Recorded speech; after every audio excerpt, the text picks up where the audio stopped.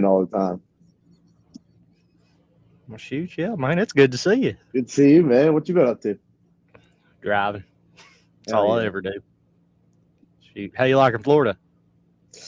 Um, you know, I didn't really like care for it much at first. I miss Kentucky. Um, I like home. I never wanted to leave, but um, I'm learning to like some things about it. In the wintertime, the weather gets great. Um, I don't really go to the beach. I don't like the beach, but like they got some restaurants that are nice to eat at, and like you're by the beach, and so it's nice. It's beautiful.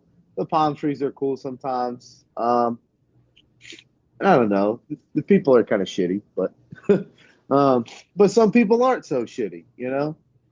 So it's all right down here. Shoot, yeah, man. Yeah, I hate that I got to talk to you a lot, but I keep up with you the best I can. I appreciate it, man. What so what are you doing now? You just driving? What, trucking or Yep. what? We're Hell yeah, both trucking. I'm an owner operator, and he's a company guy. hell yeah, dude. Yeah. Closest thing I did to that was when I was living, when I was back home.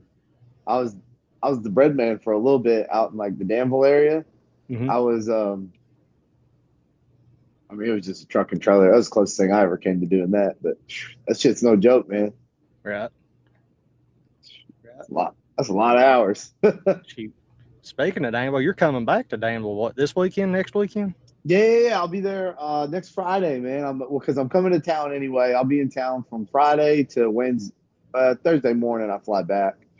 But I gotta, yeah, I'll be back in town, and so I'm doing an MMA seminar Friday at one of the new gyms out there in Boyle County, and then, I mean, I'll do any more for anybody who wants. Or I'll be offering private lessons and stuff. But because the whole reason I moved down here was, for turn pro for MMA, and Right. we don't really back home. We don't really have the coaching or the facilities or and we got some nice gyms out there back home, but the coaching for MMA is not there, and neither are the bodies and stuff like that unless you're cross training a lot. But like I was driving 3 hours up to Columbus, Ohio, just to kind of get some work in with some guys once twice a week, but it just wasn't enough, and so that was why I packed up and moved down here to the biggest, best gym in the world. So What gym is it? American Top Team. American Yep. Top Team. Yeah, How they've got. different is that from your old team? Oh man, dude, ATT is different from everywhere. Honestly, not even just being back home in Kentucky. Like American Top Team. So first off, it's a private gym, so it's pros only, and it's also invite only. Or there's other ways you can get in, but like kind of like myself, I got extremely lucky.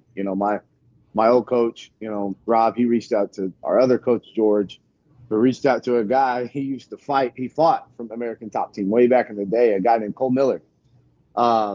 They fought, they became friends, and Cole reached out to the head coach down here, Mike Brown. That was the guy who I wanted to learn from. And so, because all the holes in my game were things, and strengths though were things that he's great at.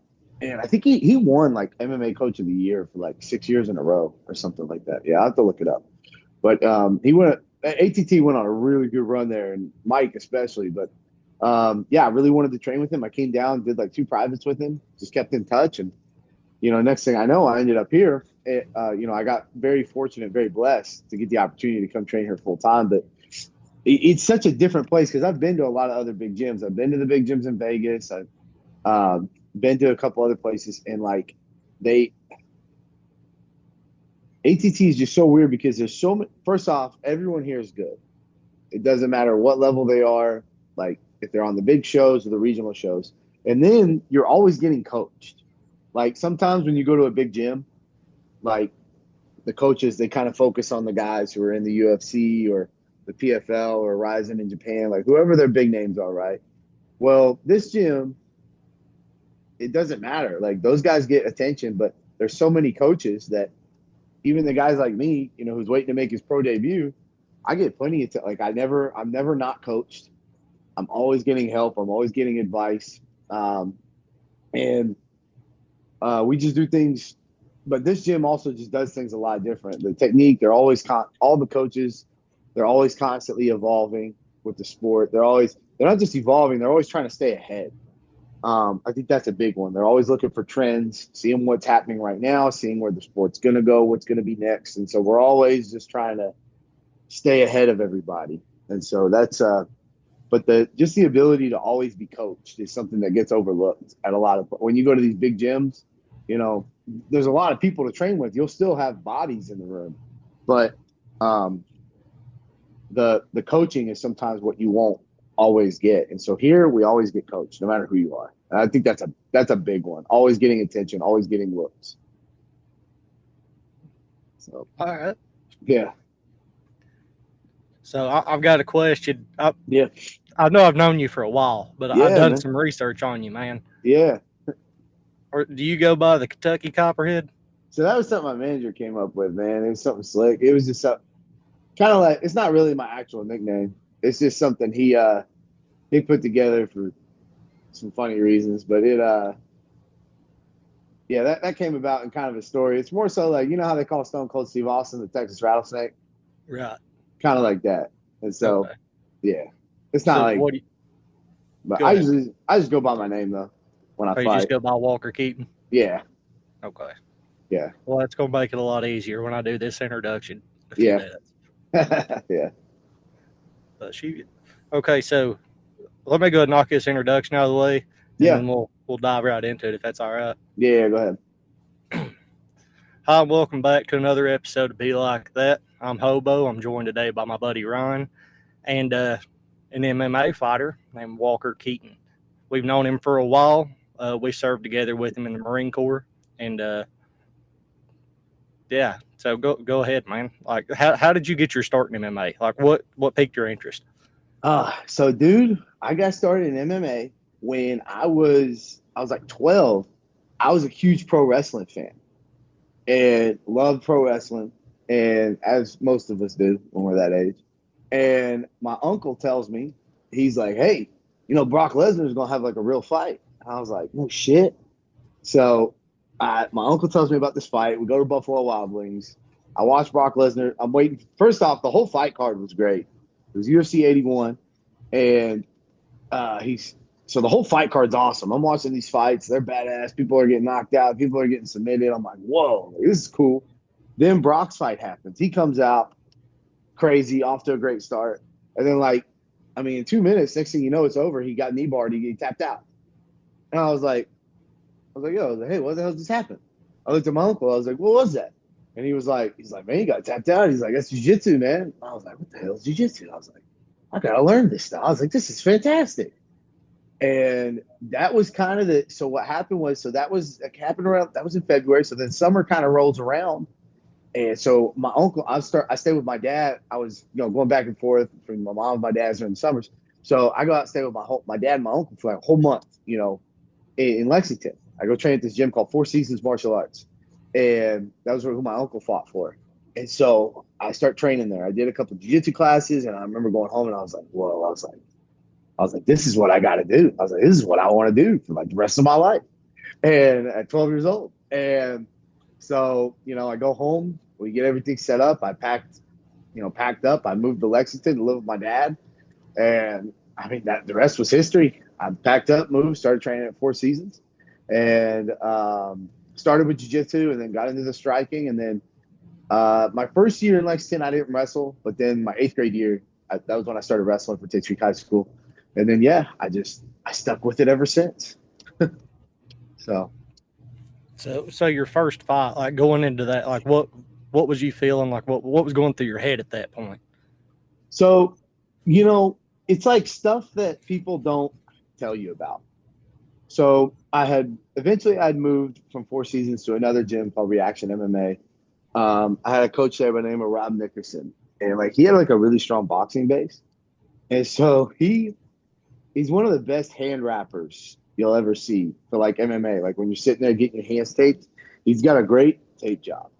And so I'm in the back. So my first fight was kind of hectic. He went to go so I didn't know it at the time, but he went to go pick up one of the other fighters that named Taylor Ruskin, who I looked up to pretty big time. I didn't know he was coming though. He surprised me. And so I was actually kind of nervous because he got to the venue a little late because he was going to pick him up.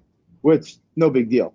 So I was actually kind of nervous for a little bit, even though I was back there with my buddy Rob Covington and Q Parks. I was with them in the back, and they were trying to keep. I was trying to keep my nerves calm. I'd be cool, and then I wouldn't be, and then, it's like this in the back. You're just Roller constantly, coaster. yeah. Like sometimes you're like, I'm about to beat the fuck out of this guy, and then you're like, God, I hope I don't get knocked out. And then sometimes you're just cool, and then you're up, and then you're down, and then it's whatever. But so we're in the back. I'm trying to be cool. Q was like 6-0 at this point or something like that. So he was 6-0 professionally. So he was like big chill. He was, I think he took a nap like at one point. he was big chilling. And so I'm kind of nervous. It was my first amateur fight. And but so Rob finally shows up. He brings Taylor in. I saw Taylor was there, and I was like, dude, what are you doing here? He's like, I came to watch your first fight. And that gave me like an immediate big boost of confidence. So that was something that definitely jolted me, because I was like, oh my God. I was like, he came all the way from Cincinnati, Ohio, just to watch me fight. I was like, damn. I was like, it made me, because Taylor was super good. And so it made me feel like, wow. I was like, this guy's coming to watch me fight. I was like, I'm going to beat this dude's ass. And so that gave me a huge jolt of confidence and really helped kill the nerves.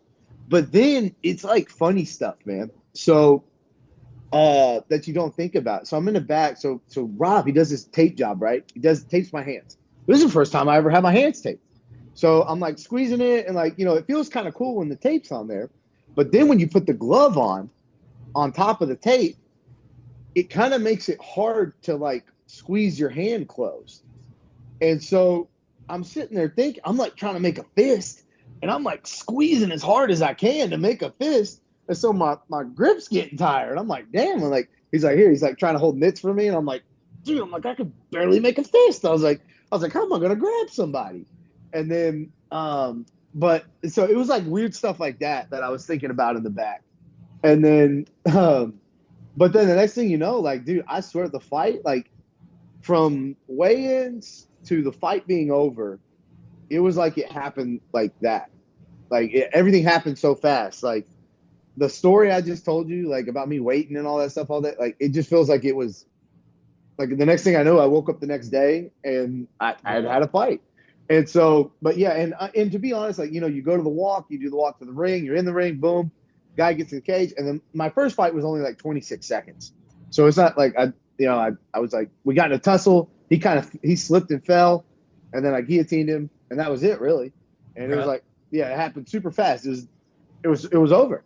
But then I just remember, like, and then that night you go hang out, whatever, and then you wake up the next day and you're like, all that for just like, that's it, it's over, And so it's weird. It's like the lead up to the fight, it feels so long. And then come fight day, it's like it happens. Everything happens, and it feels like it happens at like a million miles an hour. And then it's over. And the next day you're just like, well, all right, here we are. Right. Yeah. So, yeah, I don't know. It was a roller coaster of emotions for me, though. My first fight, for sure. I was all over the damn place. I was 21, and it was my birthday the day before. Oh, yeah. I say that. Say your emotions were everywhere. Yeah. So, but yeah, that was definitely how the first fight went. And then as you progress, because even though you compete, like as a fighter, like you should always be competing, like whether it's wrestling or jiu-jitsu tournaments, like, because those are fine to do. Like you won't get hurt that bad. If you get caught in a submission, you can just tap. It's no big deal. Like, but you're not taking brain trauma and stuff like that. And so it's always good to compete, because competing in itself is a skill. Like just learning how to have a routine, how to have an operation like that you go through. And so, and the more you compete, the more you learn how to deal with those nerves, how to deal with the anxiety, the waiting, and learning how to win, learning how to lose, all that stuff. And so that stuff helps. But even though I can't tell you how many wrestling matches I had in high school, and then, and you compete, and yeah, you get nervous for wrestling matches, but there's nothing like getting ready for a fist fight, because like, right. That's just, it's the ultimate, like, you never know, you go out there, get knocked out, it's super embarrassing. Yeah. So you're just, and like, dude, you get hurt doing that shit, like I got a nice little shiner on me just from training. I was going to ask what led up to that. Yeah, nah, man, we got a guy down here, his name's Sabah Hamasi. He used to fight for Bellator. He's in BKFC now. He also fights for Game Bread Promotions, Jorge Masvidal's bare knuckle MMA promotion. Oh yeah, That dude's pretty good, buddy. tough, huh? Yeah, man. He put it on me on Thursday during sparring day. But it's good. It's good for you, you know. It's good to get caught every once in a while like that. Right. But and going with guys like him, he's super high level. So it was just, buddy, he's good. Hell, it makes you better, you know. Yep. But yeah, but you know what? That's something too. Being down here now helps a lot with the nerves too, because you know, being down here, all my teammates, they're, you know, you got guys. Your nerves are always going to be dictated, not always, but they help by your preparation.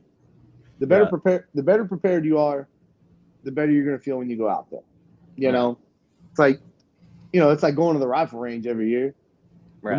The more you shoot, the better you feel. You're not, you know, and even then, if you've done it so long, you're kind of just like whatever. It's like riding a bike, you know. You just boom, just you another go. day. Yep. And so doesn't matter whether it's from the 500 or the 100. It's cake. You're like, whatever, dude. I do this all the time.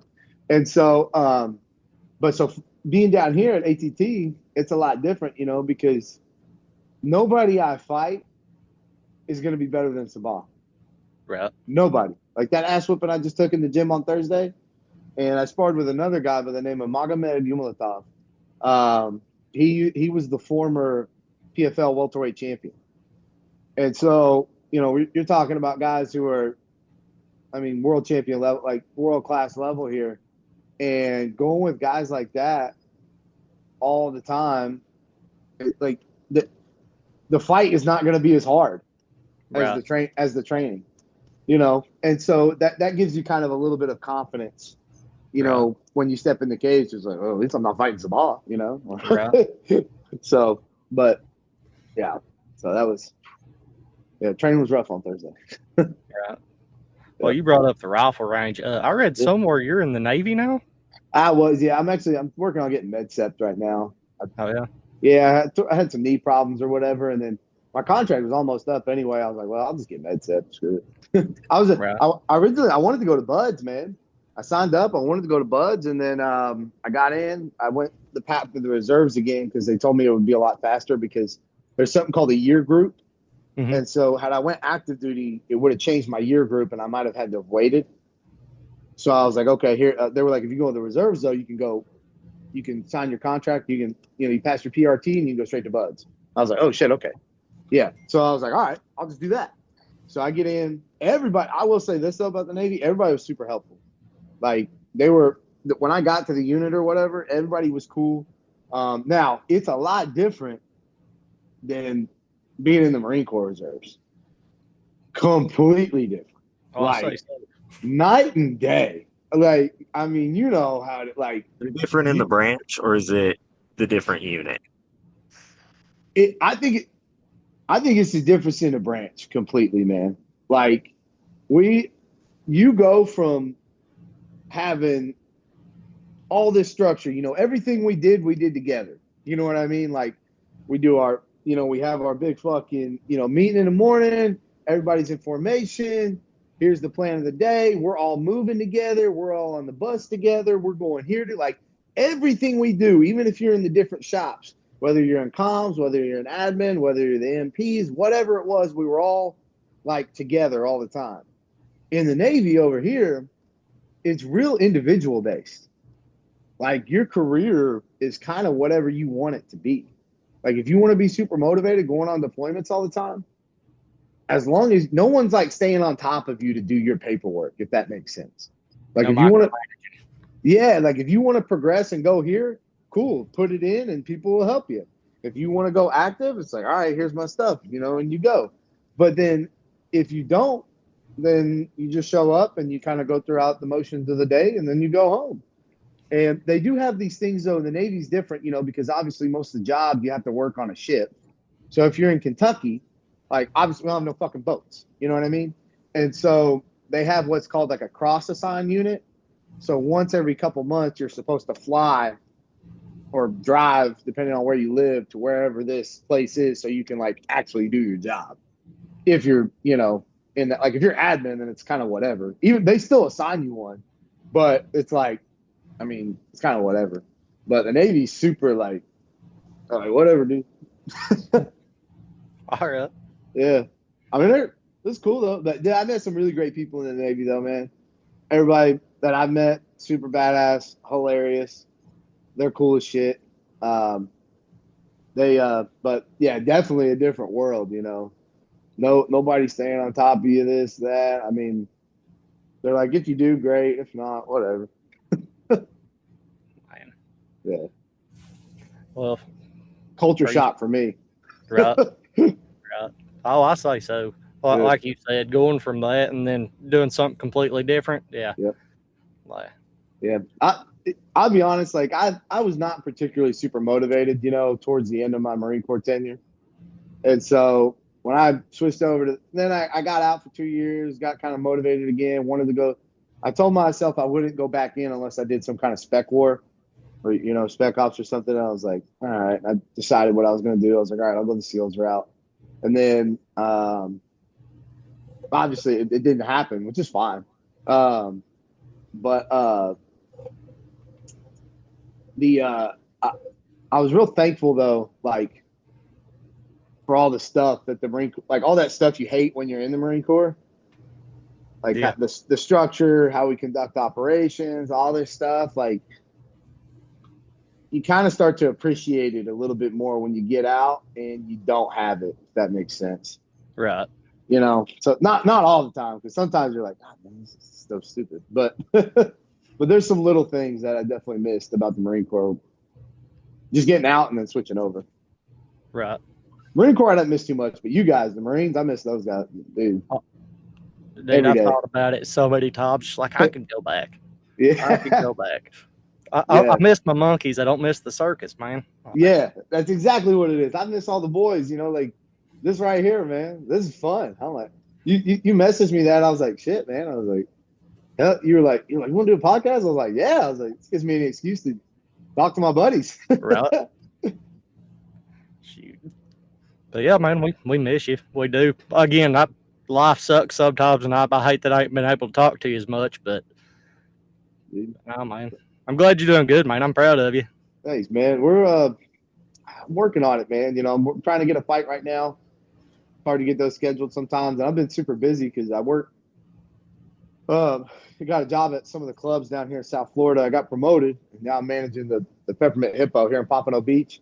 Yep. I'm one of the managers of the club down here, and so it's been until you get to the UFC or fighting in Japan or somewhere, you know, whatever, you gotta have a job to pay the bills, and so yeah, I've been super busy with this club, and then stepping into management and stuff. So been a lot of work, so I haven't been able to be consistent. And like, I mean, my training's been good. I'm still at the gym, but it's just feels like I'm all over the place because like some days I go in, I got great sleep, some days I don't, you know. But yeah, it's been a lot. We're getting there. So when you're not training and when you're not at work at the Peppermint Hippo, what do you do to kind of unwind, to kind of relax? Dude, absolutely nothing. I love to do nothing. I like to sit on this couch right over here and watch TV and not do a damn thing. That's what I like to do. And you know, I'm a homebody, man. You know, I don't drink, I don't smoke, I don't go out, you know, because my job's basically throwing a party for everybody else. So I don't have a need to go to any. The only time I go to any other clubs is if I'm going there to network or meet somebody. If a friend's having a birthday party, like, you know, down here, I want to, you know, a coworker or something, I'll go out and say hi, you know, just to be kind and things like that. But other than that, man, I love to stay at home. I love to watch TV. And you kind of, as a fighter, you should really just kind of be immersing yourself in the sport at all times. So, you know, before we were even on the, you know, hopped on the Zoom, you know, I was sitting here and I was, you know, I'm watching some footage of some like old UFC fights from like the 2010s, and just, you always want to be studying. You always want to be trying to keep up with what's. I don't do nothing, man. I sit on the couch. I watch old fights. Always studying. I like to go out to eat. I love doing that. I love to eat. I go out to eat. I go to the movies. But that's about it. That's the gist of my exciting life. You know, I'm 30 years old. I've been working in fucking strip clubs since I was 21. So the whole hold on. You're 30 years old. Yeah, man. But Well, you're what belt are you in jiu-jitsu? I'm just a purple belt. Purple belt? Yeah. It's better than what I got. All right. Purple Like, belt, I take people 8 years to get that. yeah. That took me a while, yeah. You're a professional MMA fighter. Like, you've done a lot of stuff in your 30 years. All right.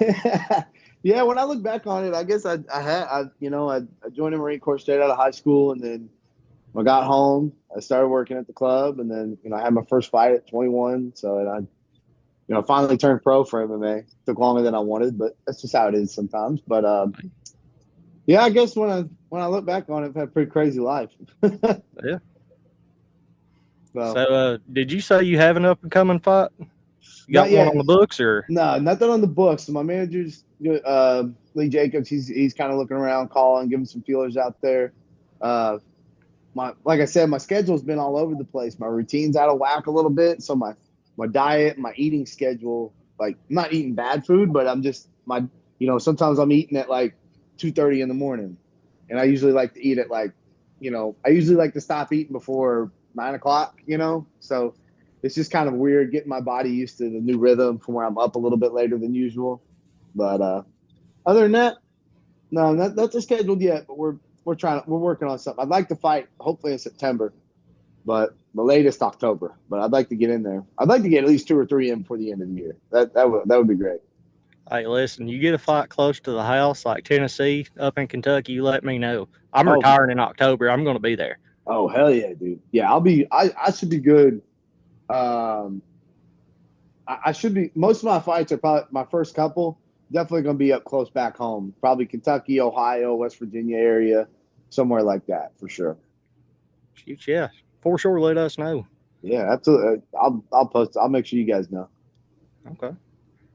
Now, what advice would you give somebody wanting to get into MMA? Like, don't do it. Don't do it. Nah, man. That's a tough question. That's a good one. I think so. From a mental standpoint, I would say that you have to have no ego. Like an MMA fighter, you got to do everything. You got to box, you got to wrestle, you have to do jiu-jitsu, probably kickbox too. And so really, like, I'm talking in terms of if someone wants to do this as a profession, right? Not just as a hobby.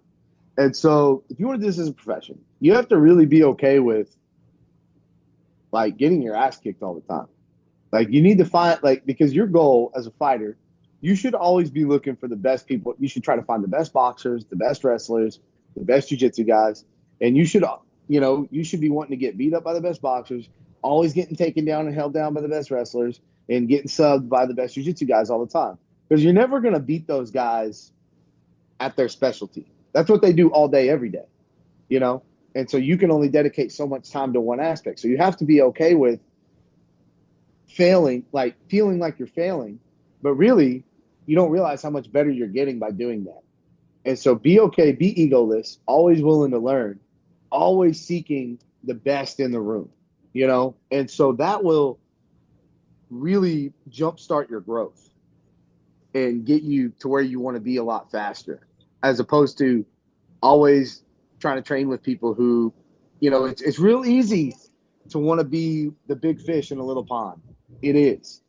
And, that was an issue I had in Kentucky, and I knew if I wanted to go anywhere, I had to get out of there. So my best advice is to be always in the toughest room you can be in, because that's what's going to help you jump levels like insanely. So mentally, you have to be okay with that, with failing, and then just keep trying. It might feel like you're getting your ass kicked all the time, but I promise that you're getting better. Because really, as a fighter, it's your job to really just get beat by the best at what they do all the time, so you can just be better than someone for one night. Right. And that's it. And so as long as you mentally have that in your mind, then you're going to be okay. And so, and just constantly keep focusing on what you need to get better on. But, every now and then be like, hey, you know what? I did this well today. Mentally, that's where your brain's got to be at. You always got to be looking for who's better than you. And okay, I need to go with that guy. And this now that kind of plays into like a tactical standpoint, right? So if you're wanting to get into MMA, the best thing you can do. So once you do start seeing yourself progress, you're going to get really good, right? And at some point, you should be, at least, right? If you're doing the right things. Well, you might not start getting put in very bad positions a lot because you're really good. So you're starting to figure things out, right? Well, tactically, what you have to do is you have to let people start in good positions on you. And that, or if you're sparring, you handicap yourself, but you don't tell anybody. Like for one round, you're like, all I'm going to do is use my jab. I'm not going to throw my right hand at all. I'm just going to use my jab. But you're not going to tell anybody. You're going to tell anybody that. And only you know. And Right. so then that's kind of how you put little handicaps on yourself to make yourself progress. And especially situational drilling is one of the best things you can do, though. Like if I've got a buddy who's got a really good arm bar, but he never gets me in arm bars, well, I'll let him start with the arm bar. And now I'll try to get out of it from there. That's how you get really, really good, because if you find, like, if no one ever takes your back in training and they never try to choke you, and so you never get choked, right? Like no one ever takes your back. You're so good. Nobody can get on your back. Well, then, buddy, I promise you, somebody out there somewhere in this big world, there's someone who can take you down and take your back. Right. Or you never know. You zig when you should have zagged and you get clipped and now you're rocked. Now everything changes. Maybe you fall down and now someone's on your back. Right. And on top of that, maybe you're a little discombobulated. Well, if you've never been put there before, now panic, all that in a fight, it's so crazy how so much stuff can happen all at once. You start panicking, you start doing things that you wouldn't normally do. And again, your body's going to revert back to the training that it did. So if you weren't there in camp, practicing, getting out of that rear naked choke, getting this dude off your back because no one could ever get there. Now it comes time to get this dude off your back and to not get choked is going to be a tough time. And so, and especially depending on their skill level and what level you're at.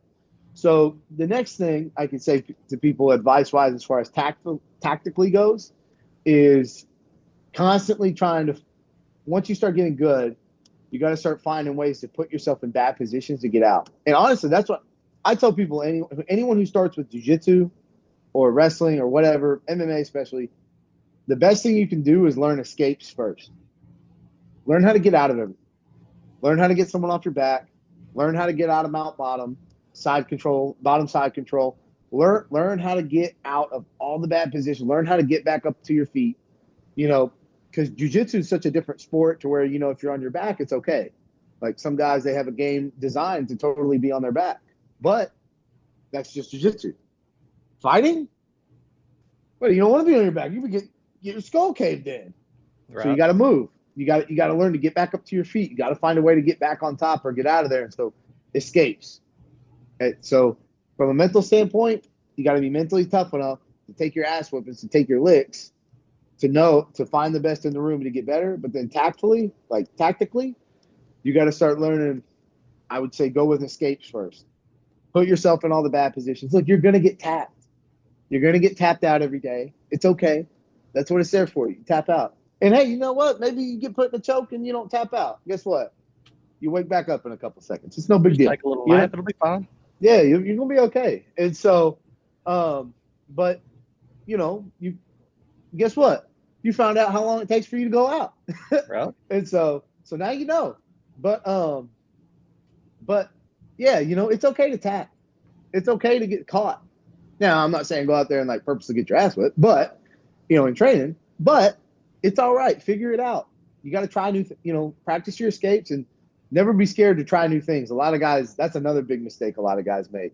When they start getting good at stuff, they only do what they're good at.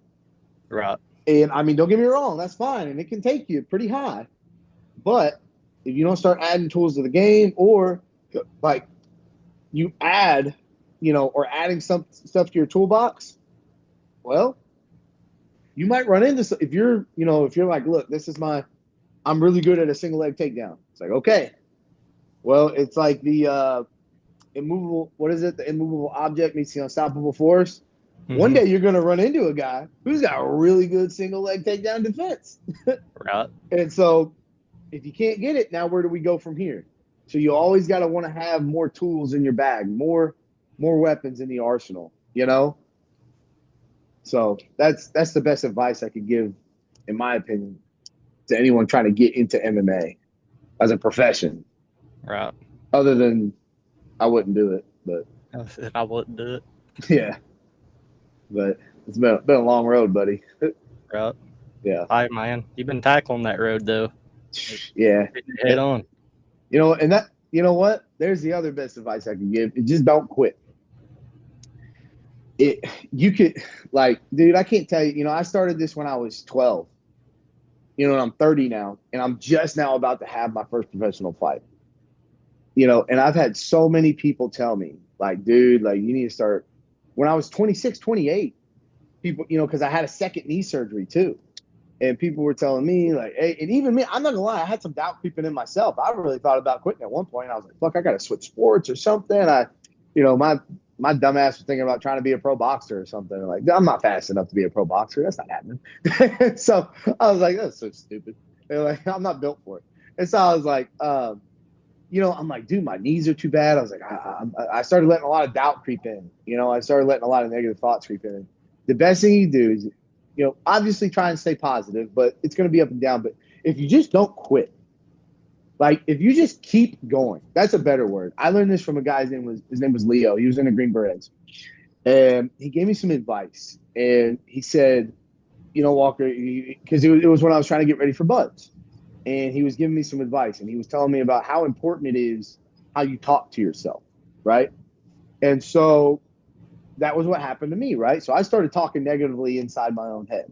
I started saying things like, because what happens is what he was saying was, you know, when you're tired, right? Let's say you're on a long hump, you know, you're hiking it and you're tired and you're sweaty and it's hot. And then the next thing you know, you're wet. And now you're wet and it's hot. And now you're chafing. And now you got blisters on your feet. And now this, you know, and so all these things start happening. And so if in your head, if the kind of words you use matter. So if you're in your head, you're like, okay, don't quit, don't quit, don't quit. Well, those are two like negative words. Don't meaning do not, and then quit being the word, like probably the worst word in the world to anyone in sports or in the Marine Corps, right? We don't even let that word in our mind, right? But if you're saying it, even if you're trying to be positive with it, like don't quit, don't quit. Yeah, it sounds like the idea is good, but what happens when you start getting tired? And you can't think straight. And you're like, don't quit. Don't quit. And then now you can't say don't. And then the don't falls off, and the only word you got left is quit. Now you start saying quit. Over, quit. Just quit. And now you start talking. You start saying quit, quit, quit. And then the next thing you know, you're going to quit. Well, if you say things like keep going, just keep going. Well, keep going. Keep going. Eventually you're going to get tired. And that keep's going to fall off. And then going, you're going to say going. And you're like, going? What does that mean? Well, going. Going where? To your goal, whatever it is. You know, so that's another one right there. I kind of, you know, you got to change how you talk, because fighting is so up and down, man. Like people think it's this, they watch the Conor McGregors or the Ilya Toporias, where these guys, you know, Ilya Topuria went 18-0, won 2 titles at 2 different weight classes. It was a trajectory all the way, this trajectory straight up to the title, you know, and now he just faced some adversity. But then you had Conor, this crazy rise that was super fast. But the rise doesn't always look like that. Sometimes it looks like this. And then you make it to wherever it is you want to be. And so a lot of guys think if they go out, let's say they fight and maybe they win like 5 fights, and then maybe like in a row, then they lose 2. And then they're like, fuck, maybe I'm not cut out for this. And then they maybe win 1, and then they win another 1, maybe they lose another 1, and then they're like, I don't know. It's like, dude, no, like you got to keep going. If you just keep going and keep getting better, if you quit training, you're never gonna know. If you quit fighting, you're never gonna know how far you could have went in the sport. And I've seen that happen so many times. You know, Because all the people who told me to do something different are the people who are not where I'm at right now. Right. They're the people who aren't on the mat with guys who are world champions. They're the people who aren't training at the biggest pro MMA gym in the world. And what's sad is some of them trained at big gyms. And I saw a lot of my friends could have had really good careers, but they quit. Hey, and listen, it's totally okay to actually just not want to fight anymore. I get it. Like, fighting's hard.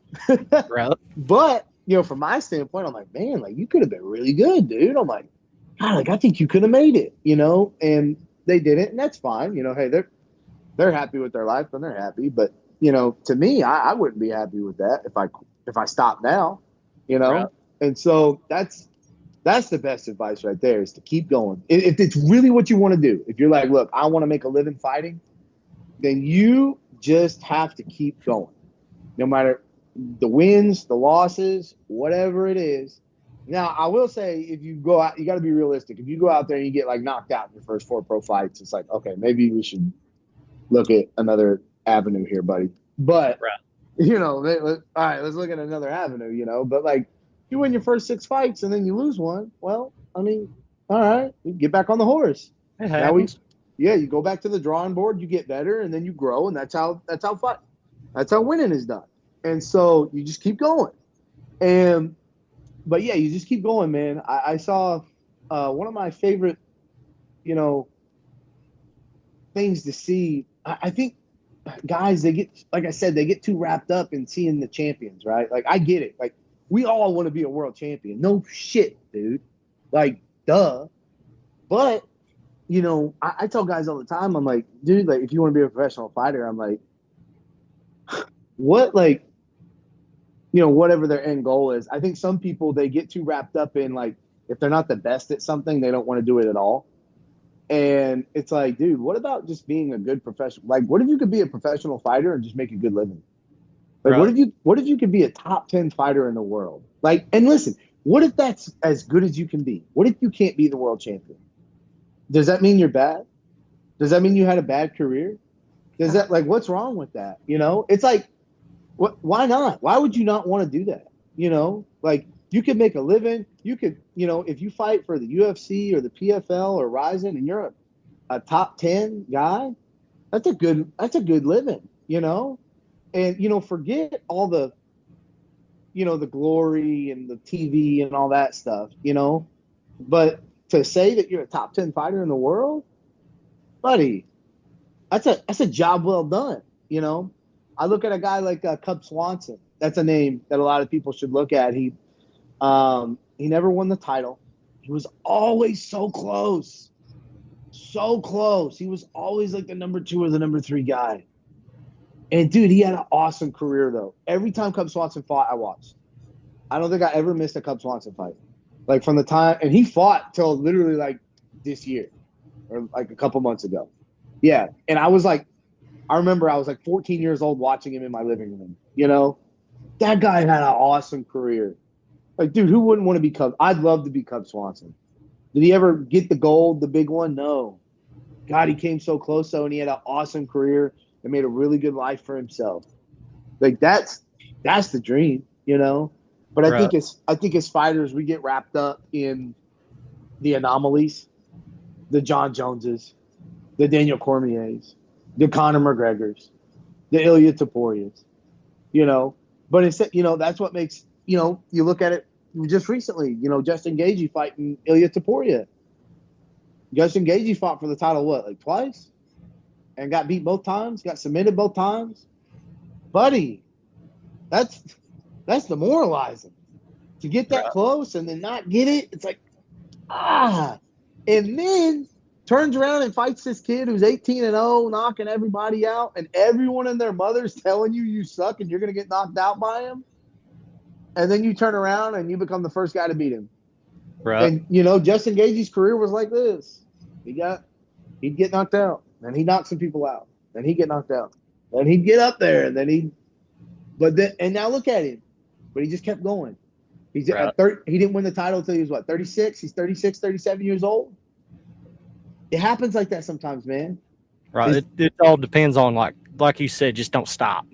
If he would have stopped, he'd never got it. No. He could have retired he could have retired 2 years ago and been good.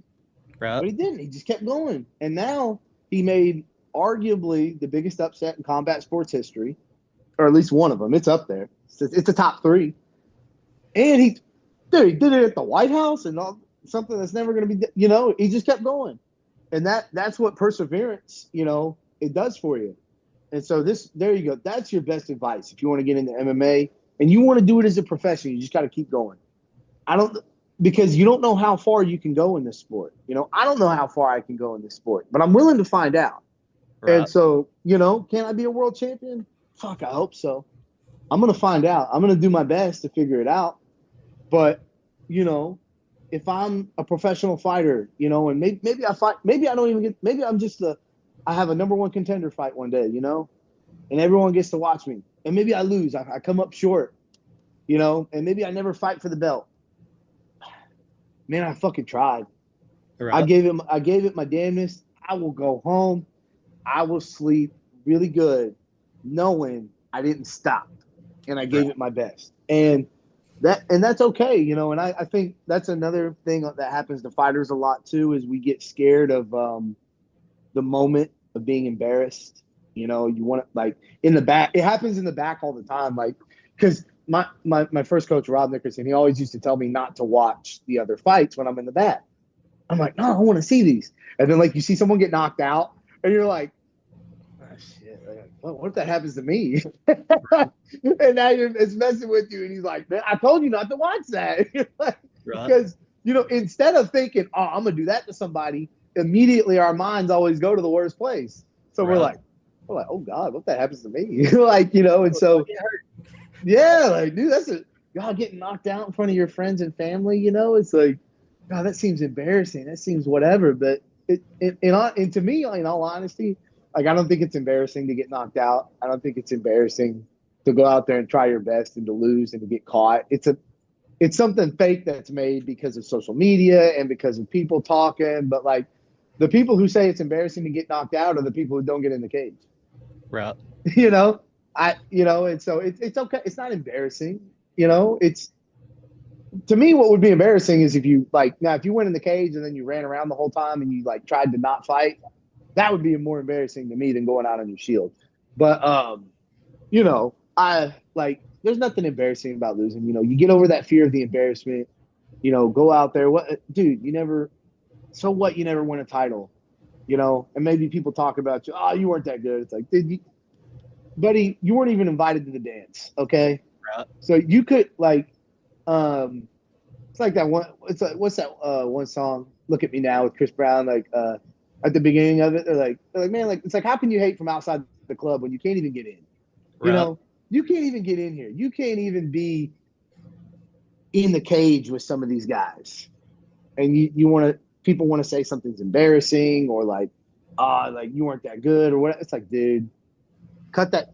Don't listen to that noise. Keep going. Do what you do, and keep going.